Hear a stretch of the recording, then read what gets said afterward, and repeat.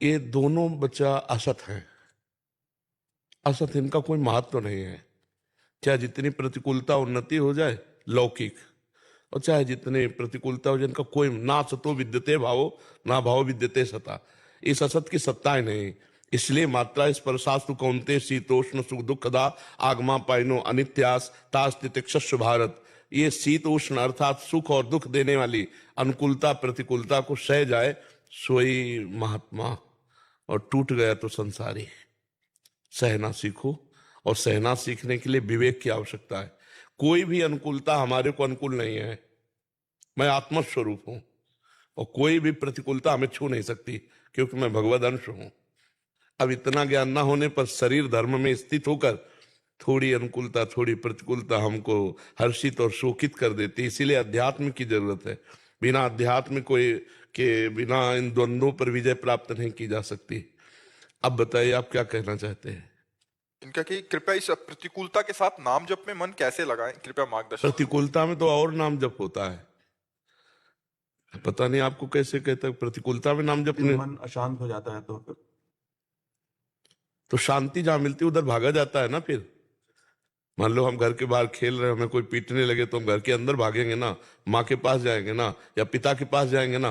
तो प्रतिकूलता मुझे जला रही है, मैं भगवान के पास जाऊंगा जिनके चरणारविंद परम शीतल परम आनंद प्रदान करने वाले हैं। तो अशांत मन को शांत करने के लिए भगवान के नाम का आश्रय लेते हैं, भगवान के चरणों का आश्रय लेते हैं।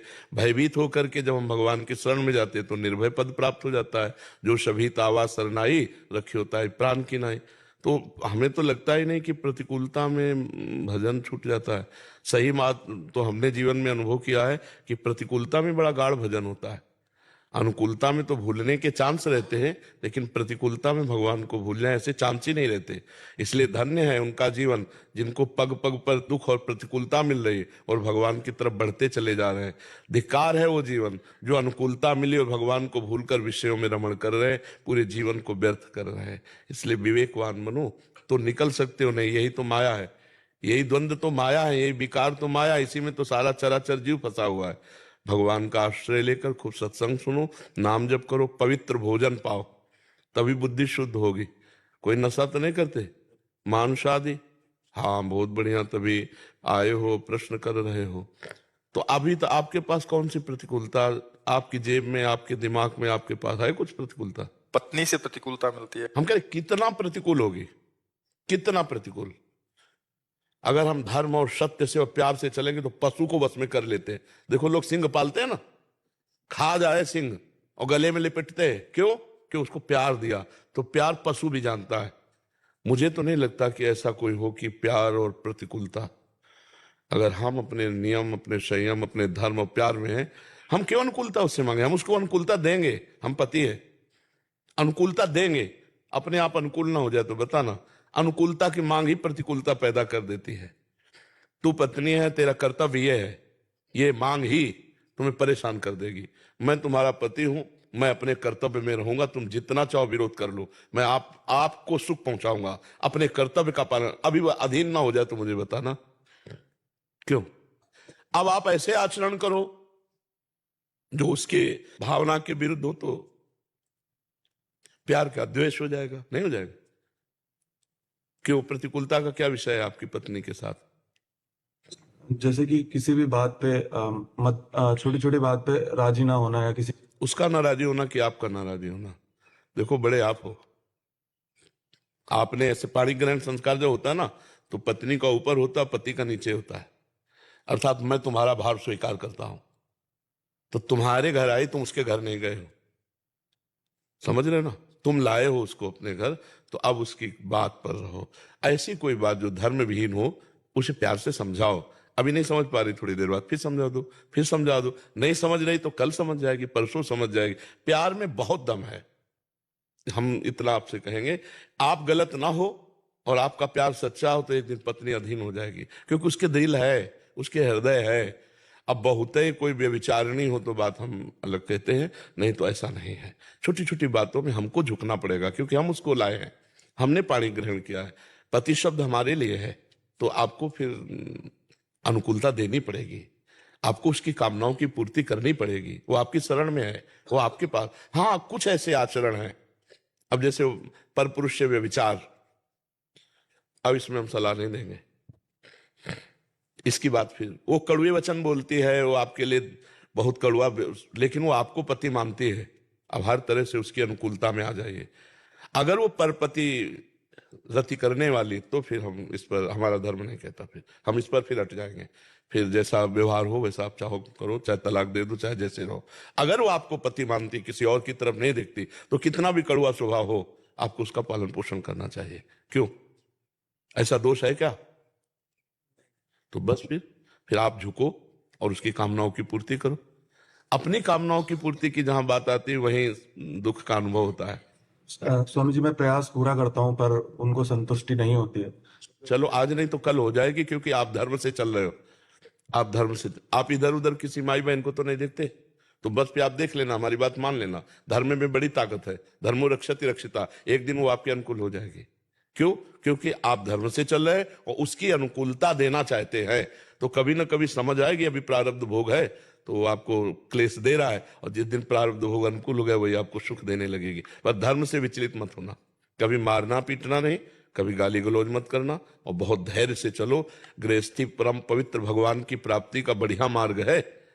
किले की लड़ाई है, बाबा जी तो चौड़े की लड़ाई है, मैदान में ललकार कर काम क्रोध को परास्त करना, और गृहस्थी में किले की लड़ाई है, अंदर से व्यवस्थित होकर के फिर इन विकारों पर विजय प्राप्त करके भगवान की प्राप्ति करना। समझ पा रहे हो? अभिनंदन कौर जी, यूएसए से।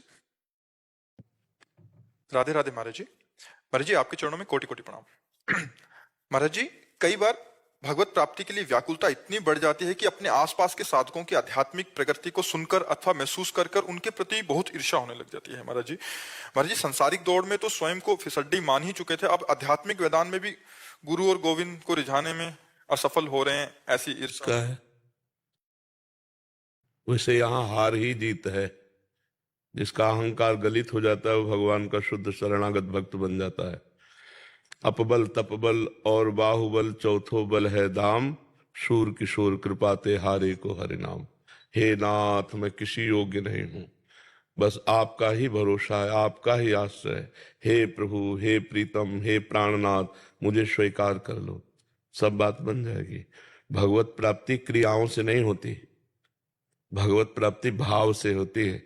जब हम सब जगह से हार जाते हैं तो सच्चा भाव, जो अनन्य भाव है, एक भरोसो, एक बल, एक आस विश्वास, एक राम घनश्याम हित, चातक तुलसीदास, चातक की तरह अनन्य हो जाए। चातक की तरह अनन्य हो गया, भगवत प्राप्ति पक्की हो गई।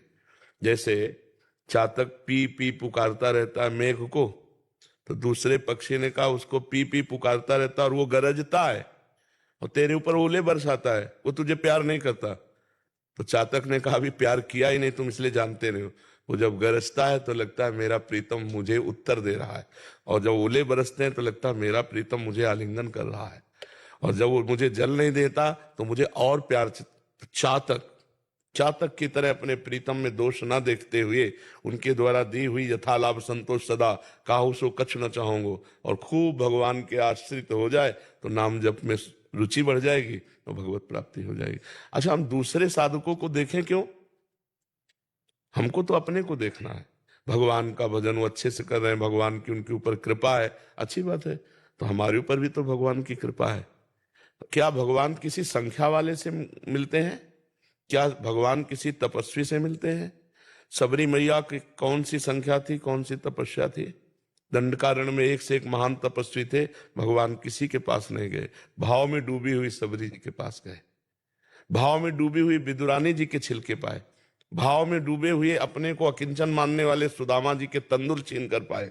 भगवत प्राप्ति किसी क्रिया से नहीं होती, भगवत प्राप्ति भगवान के आश्रय से होती है, और वो आश्रय सब कोई ले सकता है। और भगवान का नाम जब कोई भी कर सकता है, पुरुष नपुंसक नारीवा जीव चराचर कोई सर्व भाव तजी, भगवान करे अन्य सब भावों का त्याग कर, और जो मुझे भजन करता है परम प्रिय सोई। कपट छल अभिमान ये सब भगवान के महाराज जी, दूसरों से ईर्ष्या होती है, दूसरे साधकों से। नहीं, ईर्ष्या क्यों का? हम दूसरों को प्रणाम करें, ये तो गलत है सिद्धांत। दूसरे जब भजन ज्यादा करें तो उनकी चरण रज लेके माथे पे लगाएं कि आपकी कृपा हो जाए, हमको भी भगवान का ऐसा भजन मिले। हम ईर्ष्या क्यों करें? ये कोई संसारिक थोड़ी है कि मतलब सौतिया डाह हमें पैदा हो जाए कि हमारे प्रभु के 10 भगत हैं तो हम सर्वश्रेष्ठ बने। नहीं, ऐसे नहीं। सब भक्तों की चरण धूलि माथे पे, इनकी कृपा से हमारा भी भजन बन जाए, भगवान हम पर कृपा करे। ये दैन्य मार्ग है ना, प्रणादपि सुनिचेन।